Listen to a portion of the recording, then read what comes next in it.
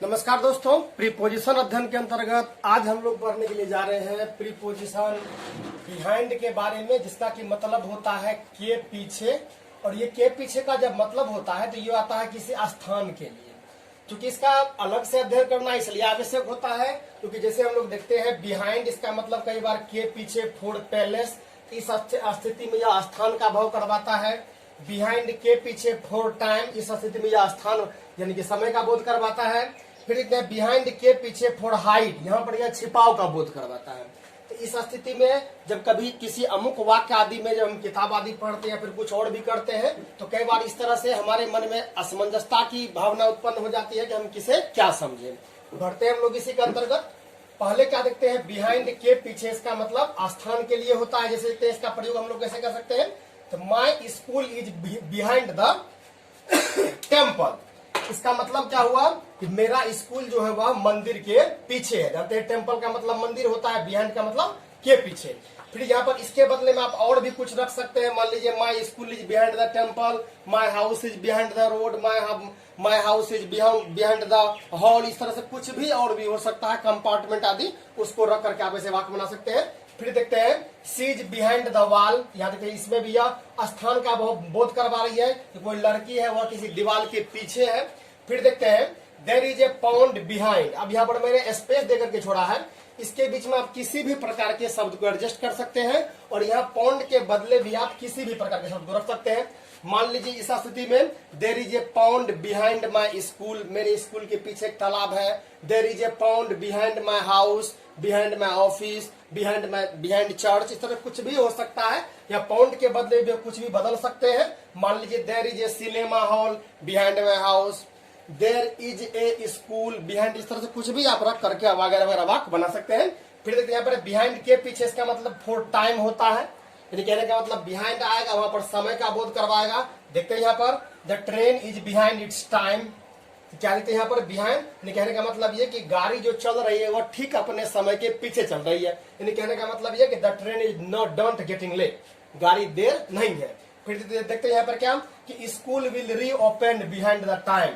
यानी कहने का मतलब ये, मान लीजिए स्कूल आपका जो भी हो बंद हो पड़ा है कि किसी न किसी प्रकार से समय जैसे जैसे बीतेगा समय के साथ वह रीओपन, यानी कहने का मतलब पुनः वह खुल जाएगा। देख सकते हैं यहाँ पर बिहाइंड का प्रयोग करके हमने टाइम को दर्शाया है। फिर देखते हैं क्या कि my work is just behind the target.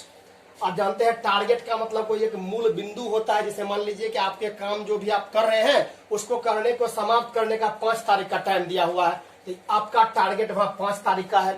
इस तरह से टारगेट कोई भी हो सकता है, महीना में, मंथ में, इस तरह से आप किसी भी को भी इसे दर्शा सकते हैं। फिर आगे देखते हैं बिहाइंड का मतलब के पीछे होता है। इस स्थिति में यह फॉर हाइड, हाइड का मतलब हम लोग छिपाना होता है, यह छिपाव की स्थिति दर्शाता है। फिर यहाँ पर इसका प्रयोग हम लोग कैसे कर सकते हैं कि there is a purpose behind their hard work. या मान लीजिए कोई व्यक्ति अगर बहुत कठिन मेहनत करता है तो कठिन मेहनत जो वह कर रहा होता है वह नहीं कर रहा होता है, उसके पीछे कुछ न कुछ मूल उद्देश्य होते हैं, उसके लिए वह काम कर रहा होता है। तो हम देख सकते हैं यहाँ पर छिपाव का बोध करवा रहा है बिहाइंड के द्वारा।